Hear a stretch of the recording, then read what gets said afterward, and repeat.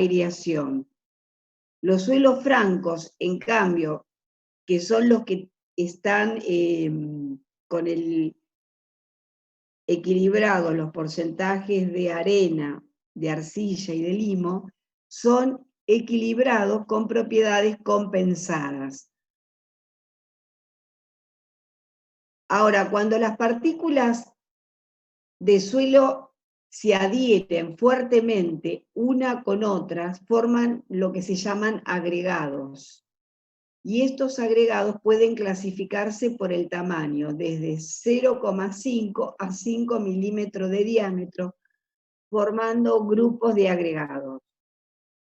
Dependiendo de su forma, estos agregados definen la estructura del suelo. Por ejemplo, pueden ser esferoides que tienen más espacios porosos, más permeables que la forma de bloque o prismas.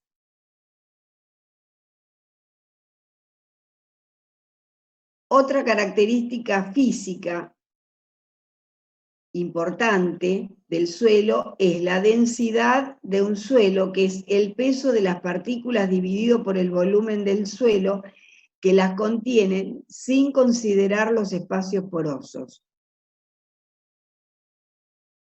En donde la densidad entonces es igual al peso sobre el volumen.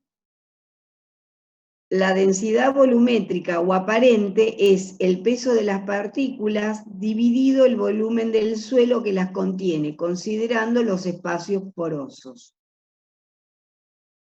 Estas serían características físicas de los suelos, la estructura, y por ende la estructura nos va a dar también, va a influir sobre otra propiedad que es la densidad y la densidad aparente de los suelos. Los agregados, que dijimos que es esa unión que hay entre las partículas de suelo, y que lo ideal es que se mantengan estables para mantener la estructura del suelo.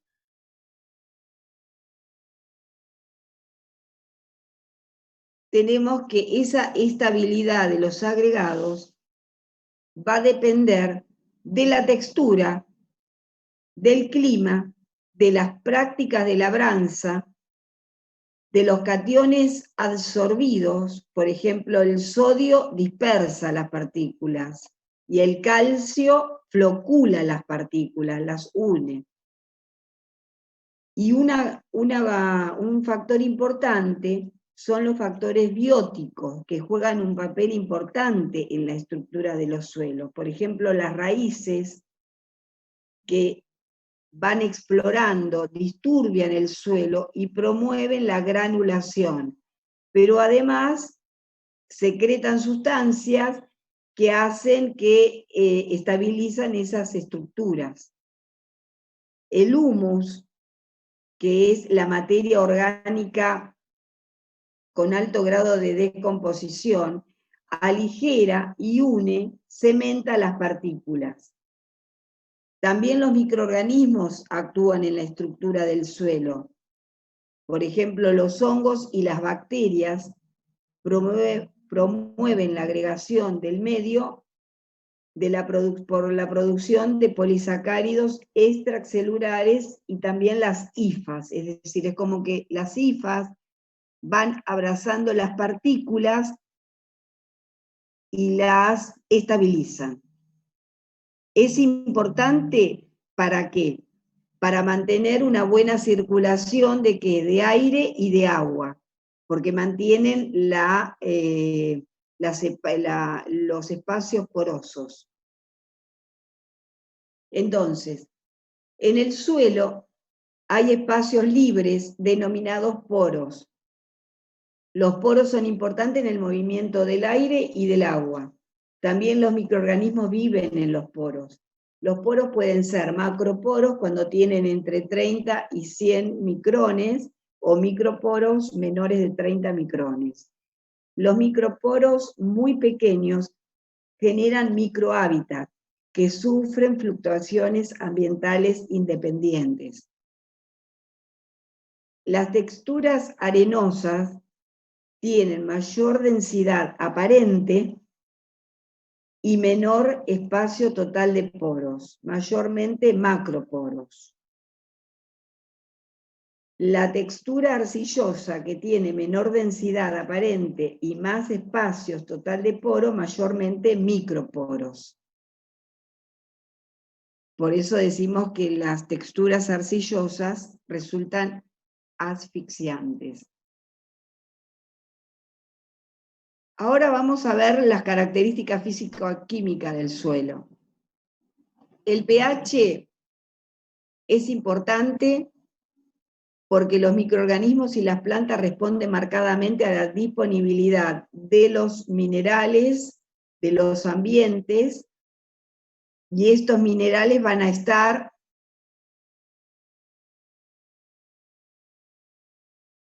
dependiendo justamente del pH.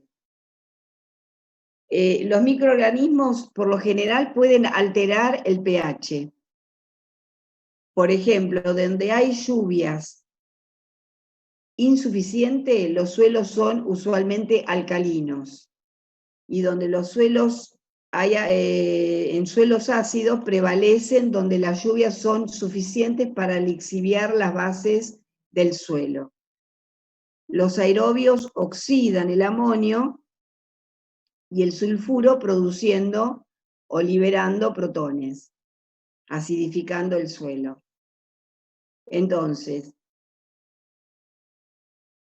el pH influye en las propiedades físicas y químicas del suelo. Los pH neutros son los mejores para las propiedades físicas de los suelos.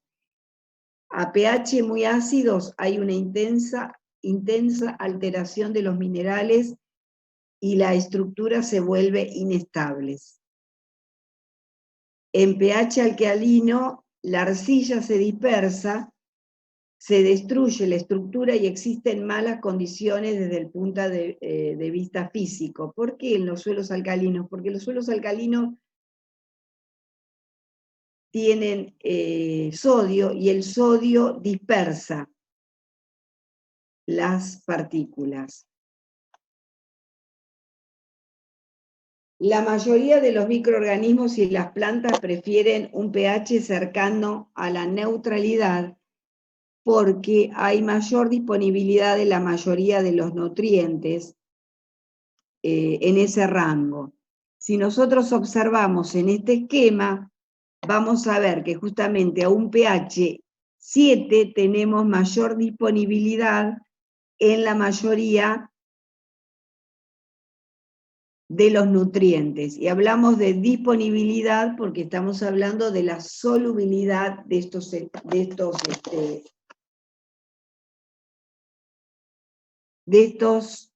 elementos. Un elemento que es muy sensible al pH es el fósforo. El fósforo, es decir, se vuelve insoluble tanto hacia un pH más bien alcalino o hacia un pH muy ácido, es decir, es el más exigente en el pH que sea neutro para mantenerlo soluble. Y acá tenemos los microorganismos, por ejemplo, las bacterias en la mayoría son más bien basófilas, los hongos son más bien acidófilos, acá los muestran como que tienen mayor rango en cuanto a la exigencia de pH.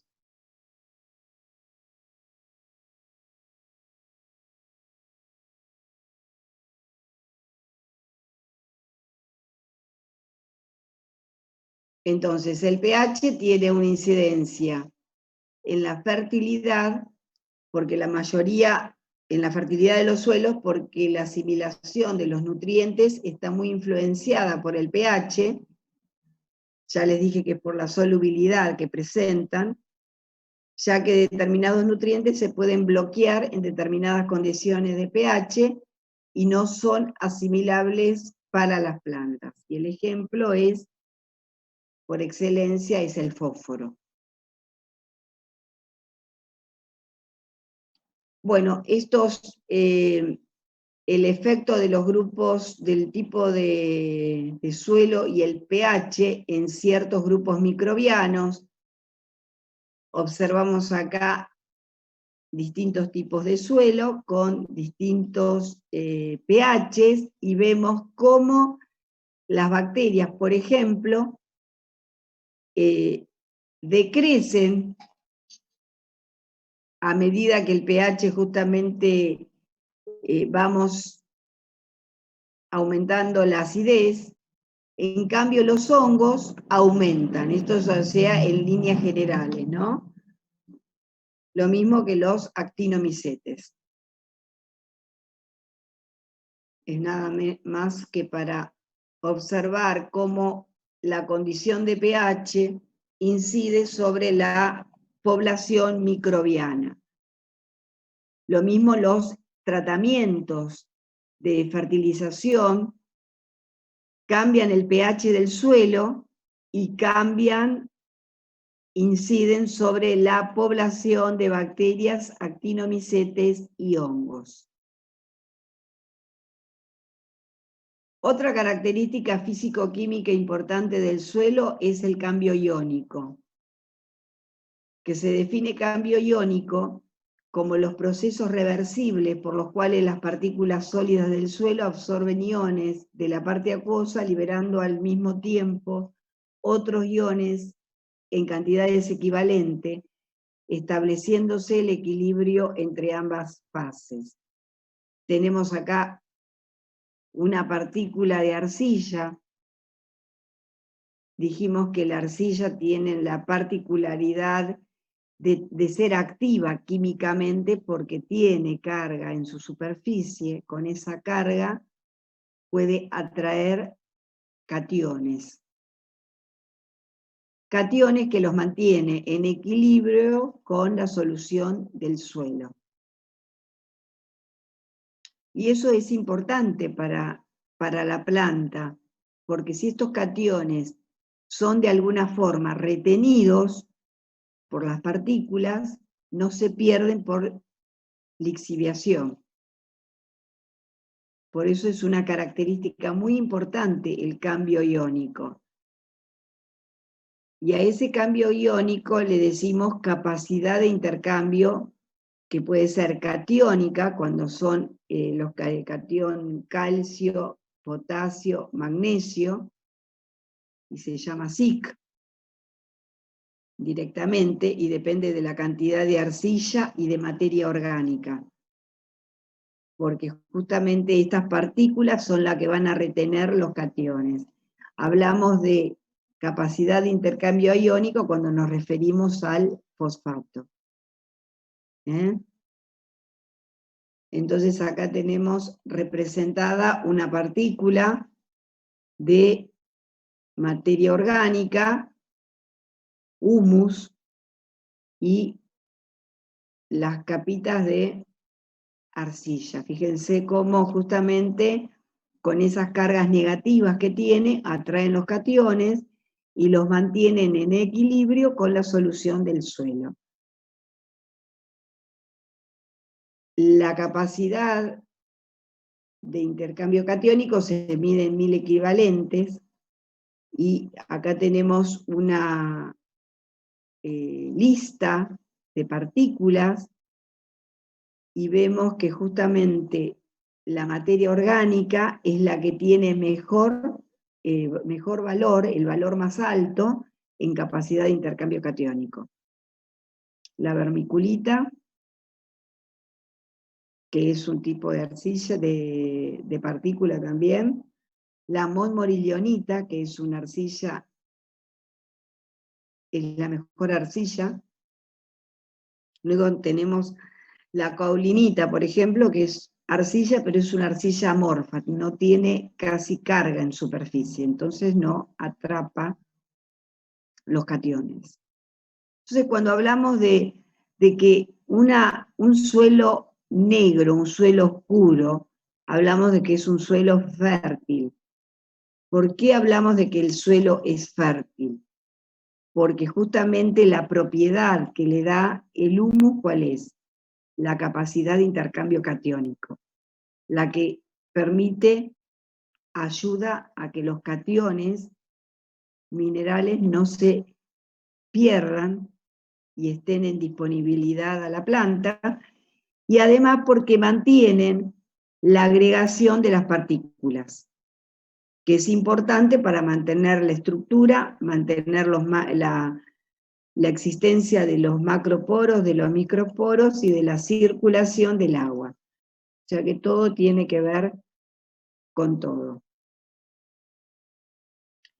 Entonces, la importancia de la capacidad de intercambio es porque controla la disponibilidad de los nutrientes para las plantas, principalmente potasio, magnesio y calcio, interviene en los procesos de floculación, dispersión de arcillas y por consiguiente en el desarrollo de la estructura y estabilidad de los agregados, determina el papel del suelo como depurador natural al permitir la retención de elementos contaminantes incorporados al suelo.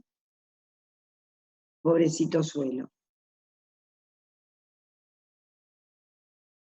Hay que tomar en cuenta de que el suelo también puede absorber químicamente a los microorganismos en los sitios de intercambio aniónico-catiónico, porque los microorganismos, las células, tienen moléculas orgánicas constitutivas cargadas positivas o negativamente. Un factor abiótico importante en el suelo es el agua, que es esencial para la vida porque es un elemento estructural. Todas las células tienen en su constitución casi un 70% de agua. Es el vehículo de los nutrientes. Todo lo que entra y sale de las células lo hace por medio en solución acuosa. También las reacciones bioquímicas ocurren en medio acuosos. La máxima densidad bacteriana ocurre en valores entre el 50 y el 70% de la capacidad de campo. ¿Qué es la capacidad de campo de un suelo? Es la capacidad que tiene de retención de agua que tiene un suelo cuando drena los macroporos. En niveles altos de saturación de agua en el suelo disminuyen las bacterias aerobias y aumentan las anaerobias, por lógica. Entonces el agua también tiene un efecto selectivo sobre justamente los microorganismos, porque todos necesitan agua, pero también necesitan, en el caso de los aerobios, necesitan oxígeno. El agua es esencial para los microorganismos del suelo. Sin agua no hay actividad microbiana. El agua del suelo también afecta el intercambio gaseoso en una variedad de reacciones químicas, por ejemplo, como reactante de la hidrólisis. El agua en el suelo fluye desde áreas de alta energía a un área de baja energía, que sería la segunda ley de la termodinámica. Y el fluir espontáneo del agua es medio en términos de potencial, se mide en términos de potencial de agua. Así, el potencial de agua es la medida de la energía potencial por unidad de masa o volumen del agua en un punto del sistema, comparado con el potencial de la energía del agua pura o agua libre.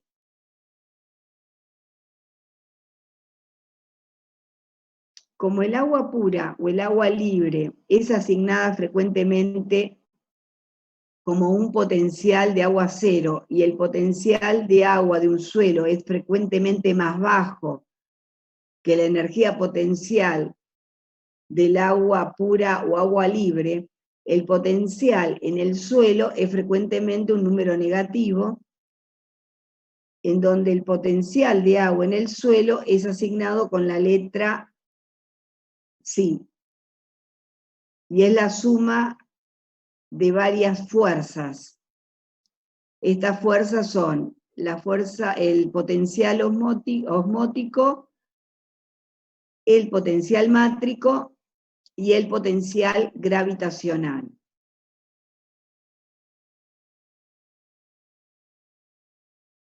Entonces, el potencial osmótico es la atracción de los iones solutos sobre las moléculas de agua. Y es siempre un número negativo. Como el potencial osmótico se origina en la disolución de los solutos, el potencial es significativo en suelos salinos o enmendados con residuos orgánicos o fertilizados. En esos suelos entonces aumenta el potencial osmótico. El potencial mátrico es la suma de la absorción del agua a la superficie de las partículas del suelo y fuerzas de capilaridad, originadas por el agua que es atrapadas en poros muy pequeños, como el potencial osmótico, el potencial mátrico, es siempre un número negativo. El potencial mátrico es más significativo en suelos insaturados. Y el agua se moverá desde un suelo saturado, con alta energía libre, alto potencial, a un suelo menos saturado, baja energía libre, bajo potencial. El potencial gravitacional es la fuerza de gravedad que atrae el agua, que atrae al agua hacia el centro de la Tierra y puede ser negativo o positivo dependiendo del nivel de referencia. Si el nivel es el borde más bajo del perfil del suelo, que es el caso más usual, entonces el potencial gravitacional será positivo. La textura del suelo afecta las relaciones de agua del suelo. Un suelo arcilloso con mayor porcentaje de microporos retiene mayores cantidades de agua que un suelo limoso, el cual retiene una cantidad más grande de agua que un suelo arenoso. Entonces, todo eso se resume acá. Acá tenemos partículas. Estas partículas, este agregado, esta unión de partículas, este agregado tiene los poros, estos espacios, los macroporos y microporos, en donde en los microporos vamos a observar las fuerzas de atracción, y esa fuerza va a permitir una subida de agua por capilaridad. Entonces vamos a ver la capilaridad, un descenso por las fuerzas gravitacionales hacia el centro. Entonces tenemos las fuerzas de absorción, la fuerza mátrica hacia las partículas, la fuerza, la capacidad de ascender por capilaridad, por los microporos, y la fuerza de gravedad que desplaza al agua hacia las capas más profundas. La textura, ya dijimos, podemos tener suelos, por ejemplo, acá tenemos suelo franco-arenoso en comparación con un suelo franco-arcilloso. Esa textura va a incidir sobre la velocidad de infiltración del agua, es decir, en un suelo arenoso va a infiltrar mucho más rápido que en un suelo arcilloso. No es siempre la misma para un suelo y va a depender justamente de la cantidad de humedad y de la textura. Luego tenemos otro factor abiótico importante en el suelo, que es el aire del suelo. En líneas generales, la atmósfera del suelo es distinta a la atmósfera de la superficie del suelo, en cuanto a la proporción de los gases. en el suelo, en las partículas, hay mayor acumulación de dióxido de carbono por la respiración de los microorganismos y la respiración de las raíces. Entonces, la aireación en un suelo depende mayormente de la humedad del suelo, de la textura y también de la porosidad. Bueno, acá tenemos un cuadrito donde vemos diferente porcentaje de humedad. La relación de este porcentaje de humedad da el porcentaje de la capacidad de campo, y tenemos la columna de la determinación de la población de bacterias. Y vamos a observar que la máxima densidad de bacterias se encuentra entre el 50 y el 75% de la capacidad de campo. ¿Por qué no en 100? Porque vamos a tener necesidad de aire, de oxígeno. Cuando tenemos valores altos, en una capacidad de campo 100, quiere decir que no tengo aire, el ambiente es anaeróbico. Voy a tener una buena proporción de bacterias anaeróbicas. Bueno, acá tenemos distribución de los grupos microbianos en el perfil, que después les voy a pedir que lo vean para que me hagan algún comentario. Esto es lo mismo, que los voy a dejar para ustedes. Y vamos a ver lo que es la materia orgánica, otro componente importante del suelo, la materia orgánica, en donde siempre lo asociamos con la parte oscura del suelo, que es el humus, que es la fracción orgánica insoluble, estable, de lenta transformación, casi inalterable.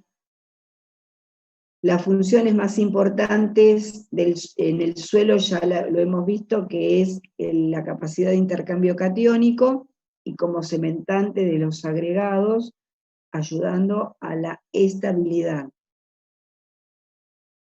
Un suelo que tenga los agregados con cierta estabilidad va a estar más protegido a la erosión y a la degradación de los suelos. En el humus se reconocen 3 fracciones: el ácido fúlvico, que es extraíble con ácidos y bases, los ácidos húmicos, que son solubles en base, y las huminas, que es un residuo insoluble en ácidos y bases. Y el sustrato más destacado, cuya degradación da origen al humus, es la lignina, que es un polímero estructural importante de las plantas superiores, y es posible que otros compuestos de las plantas, tales como los flavonoides, participen y originen humus. Y de paso decimos que la lignina es un componente bastante recalcitrante en los suelos.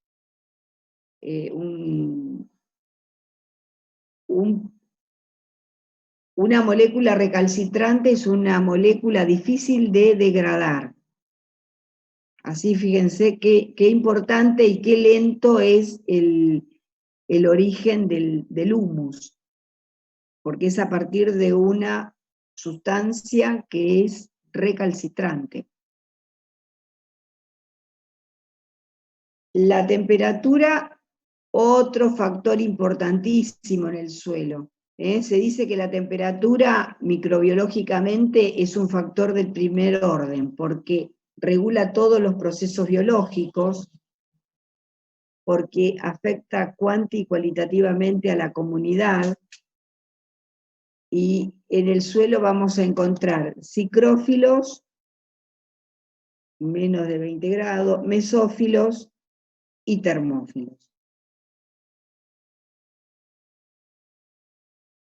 Y un factor importante para considerar con respecto al suelo son las actividades realizadas por el hombre, porque alteran justamente la estructura, la porosidad, el aire, y el régimen hídrico, y por lo tanto ayudan o les protegen al suelo, lo ponen sensible a la erosión eólica, a la erosión hídrica también. Y tenemos acá, por ejemplo, los tipos de laboreo, como es la labranza mínima versus la labranza convencional, que en uno de los seminarios hemos comentado. También influyen otras actividades, como es el uso de químicos, por ejemplo los herbicidas, que influyen en la fijación del nitrógeno, en la nitrificación, en la solubilización de fosfatos. Bueno, esto yo ya creo que ya la diferencia que hay entre siembra directa con respecto a los cambios que produce en el suelo.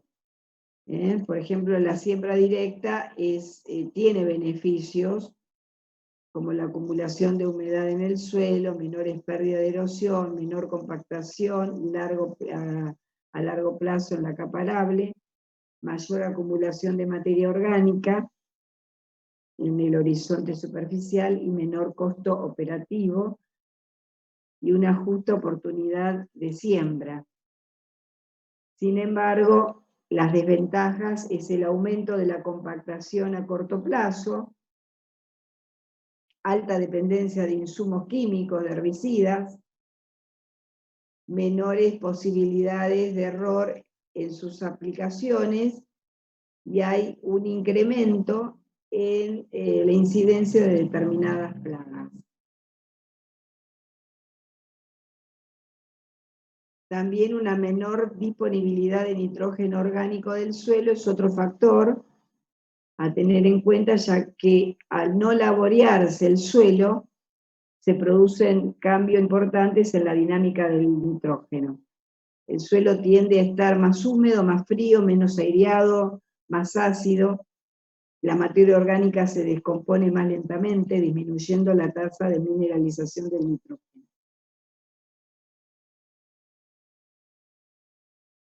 ¿Cuáles serían las condiciones entonces que afectan la actividad microbiana en el suelo? La presencia de oxígeno, que ya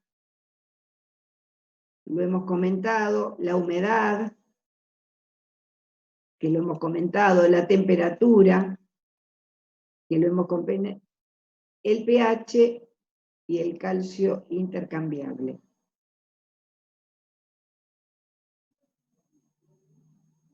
Y acá tienen algunas preguntitas